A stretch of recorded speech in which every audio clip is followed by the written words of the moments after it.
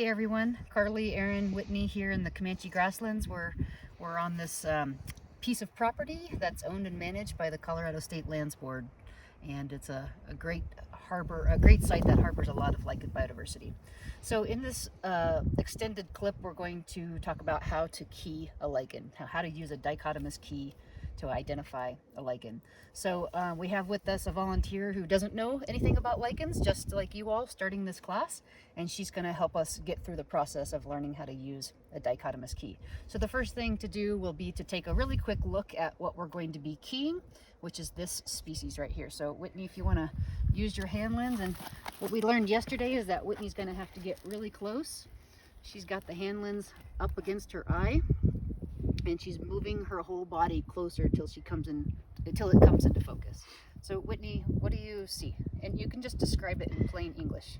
Well, it's mainly a large white area with black, almost like pebble-looking spots, and a little bit of some tan, light brown colors.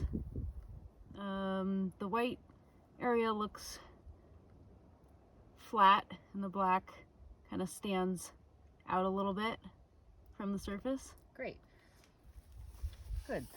So we're going to use, there's never been a set of dichotomous keys produced for the grasslands, but we're going to use my White Rocks keys that were written for a sandstone outcrop in Boulder, the city of Boulder. And this is sandstone, so we can expect a pretty similar lichen community to the lichens on the sandstone in Boulder. And indeed, that's what we find. So let's get started. And Whitney's not going to know a lot of this vocabulary, just like you all. So we'll work through each of these terms as we come to them. So the way to use a key is we're going to start off with one. Can you see this, Carly? So our first couplet, this is called a couplet, says lichens growing on bark or lichens growing on rock.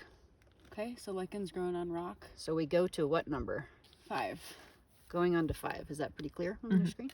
Number 5, lichens with a cyanobacterial photobiont, so it's blackish in color, or lichens with a green algal photobiont, never black in color. So the blackish in color? Well, those are the fruiting bodies, so this is referring to the thallus, so the rest of the organism. Oh. The white part, it's a little tricky, but this one would be an example of it's a green algal photobiont. If this were a cyanobacterial photobiont, the whole thing would be black and kind of like the species of Kalima we saw earlier. So let's go on to number 8. Lichens reproducing primarily sexually through apothecia, or lichens reproducing via some other means or asexually. So those little black dots, what do you think? Any guess? The first one. Yes. So all of these black dots are apothecia. So they're sexual reproductive structures. And that's the most common way for lichens to reproduce. 75% of lichens in North America reproduce via sex rather than asexual means. So we're going to go on to number 9. The thalli and or the fruiting bodies. Are they bright orange, yellow, or red? Or are they not orange, yellow, or red? Not orange, yellow, or red. That one was an easy one, right? Yep. Number 18. Okay, this one's a little complicated. Asci, so those are the sacs where the spores occur. Are they polysporous, meaning they have hundreds of little tiny ascospores, or something else? Asci, not polysporous. So for this, we'd have to do a cross-section of an apothecium, and we'd have to look at the asci and say, are there 8 spores or so, or are there like hundreds? So in this case, I just know this one, and I'm going to tell you it's not polysporous. Okay? So this is a good example of why we need to have microscopes to identify lichens with confidence. So asci, not polysporous. And there's lots of other stuff here, but I don't even really need to go on because I've already answered the question. Asci, not polysporous. So containing mostly 8 or fewer spores of various shapes and sizes. We're going to go on now to 22. Okay. Thallus, completely, what's that word? Endolithic? Yep, endolithic or lacking. What does endo mean? endo means inside of, and what's lithic? I have no idea. Lithic means rock. So is the thallus completely inside of the rock, endolithic, or lacking? It doesn't have a thallus. Or is the thallus conspicuous? Well, Conspicuous? yeah, that's the white thing right here. It's quite conspicuous. It's not buried inside the rock. So we have a clear path to going on to number 24. 24. Thallus folios and a bunch of other stuff, or thallus crustose? Well, we've talked a lot about lichen growth forms. Do you have any guesses? Foliose refers to something that's big and leaf-like. No. Right, this is clearly a crustose lichen. There's no way to collect this lichen unless we were to chisel it off the rock. So it lacks a lower cortex by definition. It's quite clearly a crustose lichen. So there was an error in the key that I originally wrote. We should go from here on to number 27. So I just corrected my paper copy here. So 27, spores. Are they muriform, or are they simple or transversely septate? I should have something to draw with here, but actually we're going to get a notebook out. So hold on one second. So our question is, are the spores muriform, or are the spores simple or transversely septate?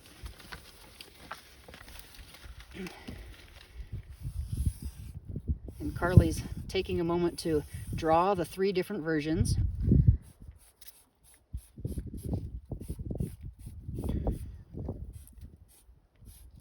Great, perfect.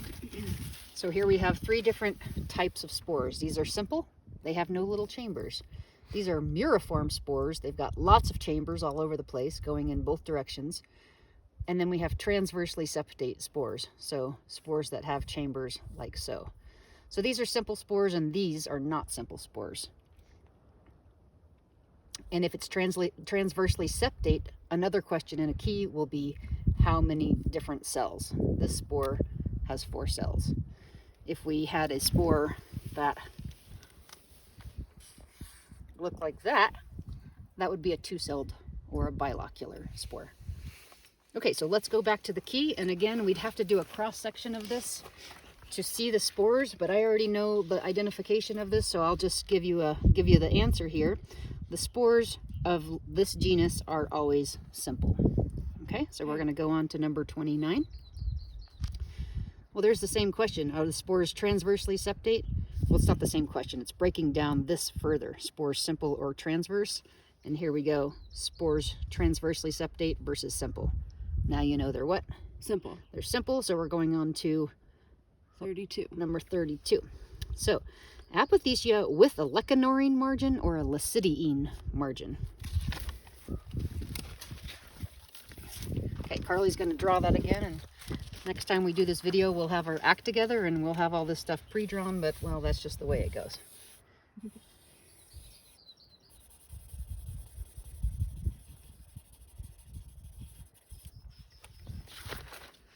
Okay, so lecidiine margins versus lecanorine margins. A lecanorine margin has a proper margin that's an extension of the thallus that encroaches around the fruiting body. A lecidiine margin just has a simple fungal periphery. I'm going to flip the page and draw this one more way. That looks important. Let's go this way. So if we were to do a cross section, so you take this, that's a raven, and you section it this way, kind of like slicing it like a piece of bread, or just as in this direction on the lichen. We have, there's our apothecia, and our lecanorine margin just has some fungus here on the margin with all of the asci, in which meiosis occurs, in which you get usually 8 spores. Okay, so that's a lecidiine margin versus a lecanorine margin has algae in the margin. That's the main identifier. So this is an extension of the thallus that brings up an algal component. Here's the asci in which meiosis happens, and you get usually 8 spores. So lecanorine margin, lecidiine margin. Okay, so I'm going to have to cheat once again since we don't have a microscope here. And what number were we on? 32. 32. These have lecidiine margins. So we're going on to what number? 37. 37. Getting deep into the key here. Okay, thallus army green to dull yellow in color, or is the thallus white or whitish gray? White or whitish gray. Clearly white or whitish gray. Okay, so 38. Thallus lacking atranorin or containing atranorin. This is spot test, so if we had potassium hydroxide, which is what K stands for, we would put a drop right on the thallus and we would see if it turned yellow. If it didn't turn yellow, it would be K minus, otherwise it's K plus yellow. Okay, so in this case, it lacks atranorin. I'm just going to give you that one, so we're almost to the end here. We're going to go on to 39, and this is called a terminal couplet. So no matter whether we choose the first one or the second one, we're going to have an answer. It's either going to be Licidea hoganii or Licidea tessellata. And here we go. Thallus lacking secondary metabolites, continuous, versus thallus with confluentic acid, areolate. So this areolate is kind of broken and chambered a little bit. Whitney, when you looked at the service, did you see that it had cracks in it? Yes. Yeah, so that would be an areolate thallus. If we had iodine, we'd do a section, look at the medulla and see if it turned I plus blue. The apothecia are a little bit sunken between the areoles, so forth and so on. So we've arrived at the species Licidea tessellata, which you learned in another video as one of the most common saxicolous lichens in Western North America. And here, let's check it. Let's check the field guide to see if we are right. And lo and behold, there it is, the hornswoggle lichen. We've got its chemistry, so if we were able to run thin layer chromatography here, we'd find that it had confluentic acid. We could do the spot test, so it's K minus, but the medulla is I plus blue. If we'd gone the other route in that couplet, Licidea hoganii, we'd be onto this species. I mean, it's clearly not this species on multiple, mostly microscopic levels. And that's the process of using a dichotomous key to identify a lichen.